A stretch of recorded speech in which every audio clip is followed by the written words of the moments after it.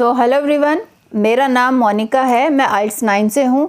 जब इस वीडियो के एंड में आपको जब कुछ लर्निंग हो जाएगी तो प्लीज़ आप इसको subscribe and like and beautiful सा एक कमेंट लिख के जाना चैनल पे। I am waiting for that and उसके लिए थैंक्स इन एडवांस।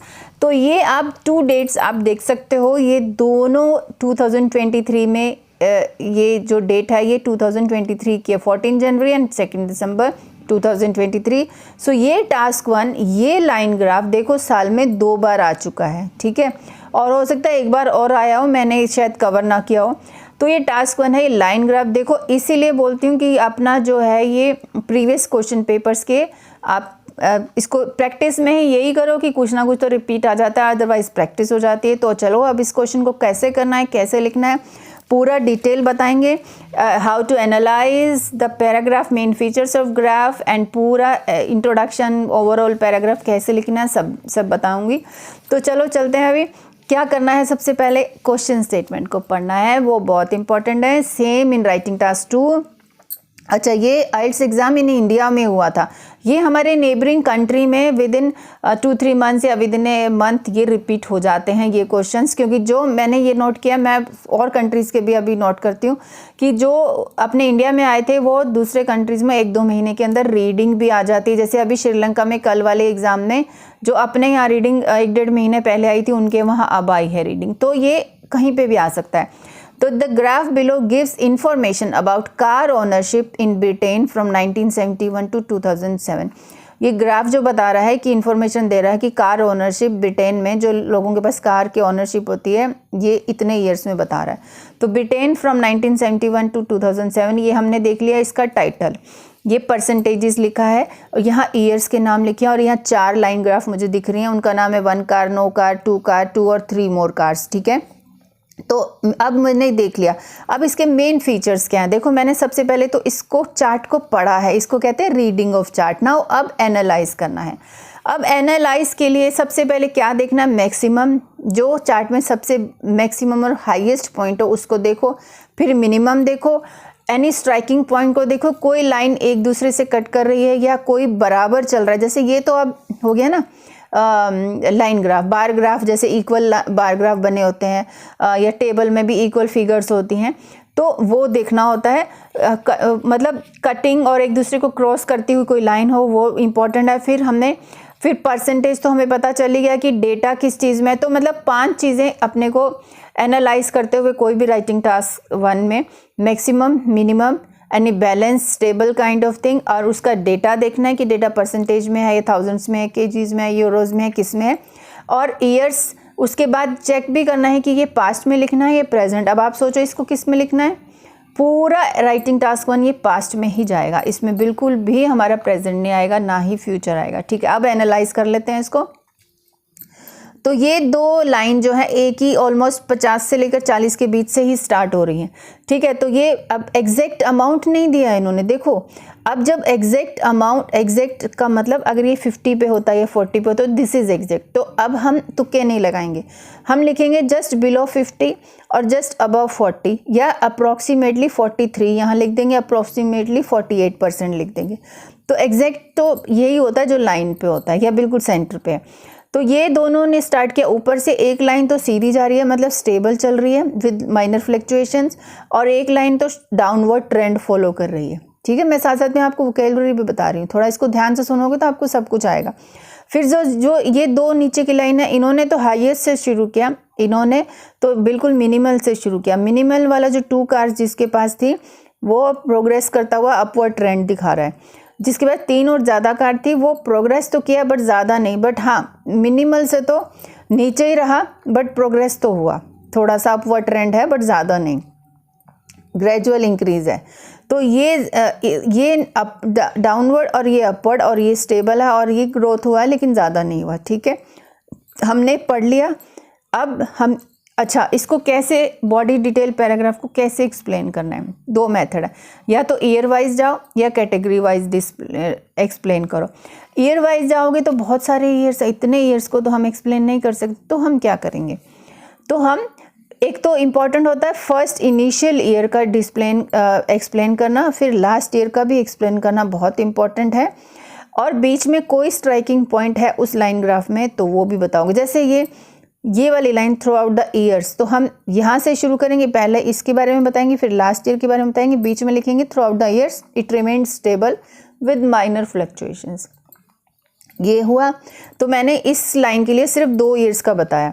अब इस लाइन के लिए स्टार्टिंग तो बताना ही है, फिर थ्रू आउट द ईयर ये डाउनवर्ड ट्रेंड पे चला गया, ठीक है। इसमें भी ज़्यादा नहीं बताना, लेकिन हाँ 2 इंटरसेक्शन पॉइंट इसके हैं। तो इन 1975 एंड इन 2000 जो भी लगा रहे हो 2000 में ये यहाँ पे इंटरसेक्शन पॉइंट हुए। ये 2 लाइनों को कट करते हुए जा रही थी। एक तो नो 1 कार को भी नीचे छोड़ दिया और फिर उसके बाद 2 कार होल्डर्स वाली ग्राफ को भी कट करते हुए चलेगी। तो ये आप फीचर लिख सकते हो।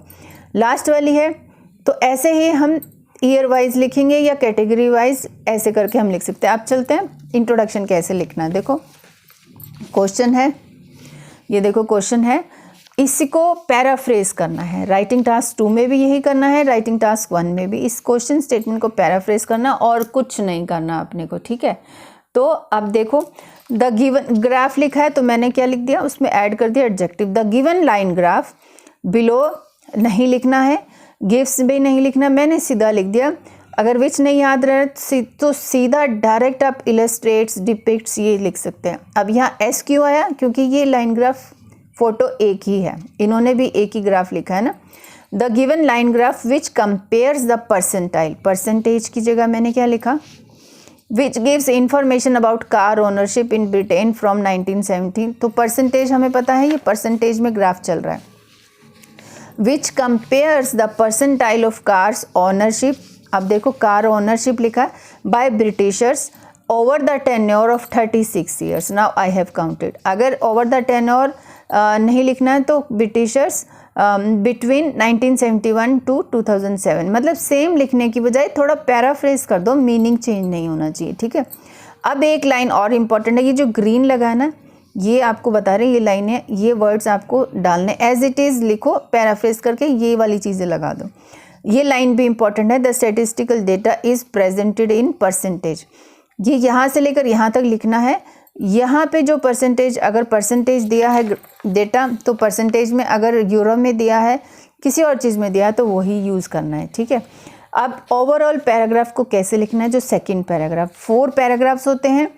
First introduction, second overall paragraph, third body detail and fourth भी बॉडी डिटेल, ठीक है। ओवरऑल पैराग्राफ का मतलब जो जैसे ड्रोन कैमरा होता है, ऊपर से देखने, सिटी के ऊपर जब उड़ाते हैं तो ऊपर से देखने में वो ब्यूटीफुल चीज़ें लाता है, वो माइन्यूट डिटेल नहीं लाता है।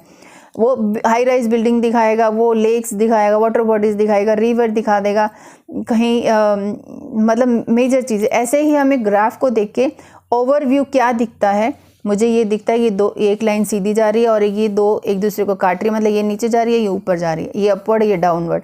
तो ये चीज़ हमें लिखनी है, ठीक है। तो कैसे लिखा हमने ओवरऑल, ये लाइन भी इम्पॉर्टेंट है। Overall it can be clearly seen that, उसके बाद हम डिटेल लिखेंगे, ये हर एक में सेम डाल दो।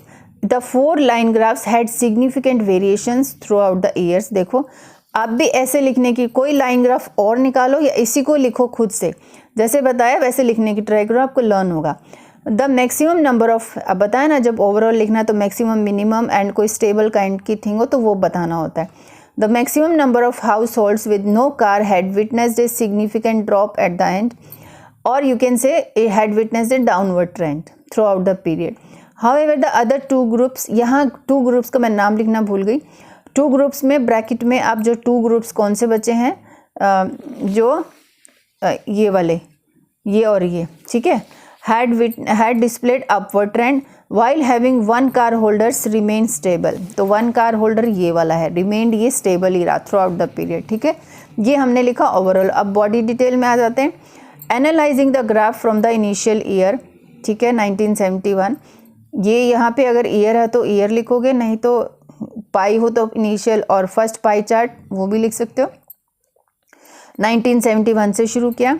अब इसको थोड़ा छोटा करके दिखाती हूँ, ये देखो आप अभी, ये देखो, analysing the graph from the initial year 1971 the majority of all British seasons, ये देखो 50 है ना, around 15 British citizens did not on their own past में लिखना है तो did not on their own car which were nearly 50%, ठीक है, नियरली 50%। फिर वेयर एस मैंने लिखा इसके बारे में, whereas the same trend followed by, ये देखो, followed by 1 car holders had started their graph details with just above 40%, देखो 40% से ऊपर है, विच रिमेंड। अब मैंने एक ही लाइन में इस 1 कार होल्डर का डिटेल लिख दिया, उसके बाद इसके बारे में दोबारा नहीं बात होगी इसमें।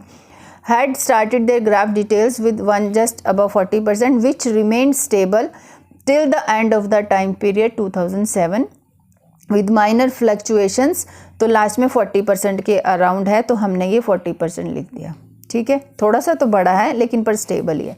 तो ये 1 कार के बारे में लाइन कंप्लीट हुई। अब फिर से हम इस लाइन पे आते हैं क्योंकि हमने फर्स्ट पैराग्राफ में ये 2 को डिस्कस कर रहे हैं विद ईयर्स, ठीक है। अब 1 car holders on the contrary no car holders so a dramatic decline every year and had displayed approx 25% in the, ये देखो 25% पे इसकी गाड़ी पहुंची है इन द लास्ट टर्म 2007। मैंने बीच का किसी को नहीं बताया। हाँ, मैं ये लाइन भी लिखना भूल गई हूँ, इंटरसेक्शन पॉइंट्स, ये आप ऐड कर सकते हो, बहुत अच्छी चीज़ है ये। उसके बाद इन दो के बारे में लिखते हैं। Moving further the share of ownership of 2 cars, moving further the share of ownership of 2 car holders amounted to 7%, देखो इसने 7% लिखा है, अप्रॉक्स भी लिख सकते हो, अराउंड 7% लिख सकते हो। वाइल 3%, देखो ये 3% ये है, 3% अराउंड हैड 3 और मोर। अब यहाँ मैंने कार वाइज लिखा, अब यहाँ पे हम थोड़ा सा ईयर वाइज बता देते हैं, लिखने का स्टाइल डिफरेंट है, ठीक है। While 3% around had 3 or more cars householder in the year. अब ये वाला जो 3 और मोर कार्स ना, ये 3% के इस ऊपर है। अब ये कहाँ जा रही है, ये कहाँ जा रही है, ये अब नेक्स्ट पैराग्राफ में है। ये यहाँ पे मेरा जो लाइन लगाई, ये यहाँ पे मेरा 3rd पैराग्राफ फिनिश हुआ था, तो अब यहाँ पे मेरा वो जो लास्ट पैराग्राफ है ये है। तो it can be witness that both last 2 categories, देखो, started from minimal less than 10%, however 2 car households line graph progressed each year and hold reached up to 25% in the year 2007, ठीक है। ये 2007 में इसका 25% के करीब इसका रीच हो गया। हाँ, बट ये लाइन मैं लिखना भूल गई, इसको भी लिख सकते हैं। और ऑन द अदर हैंड, और moving further that we have already written, moreover the last category, the last graph, एक ब्रैकेट में लिखो 3 और more cars had progressed, had shown or displayed or only had progressed gradually and reached, only tell the finally, and reached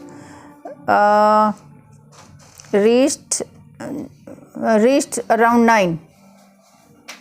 9% only. Okay, so this you can finish, and something is left, you can, if you think that words are less, then you can so that line I have forgotten to write intersection point, so this will also just bring 15 more words it will add in your essay, so you can add it like that. So I will show you full essay. See this introduction or overall paragraph, and then body detail 1, body detail 2 paragraph, and this is also.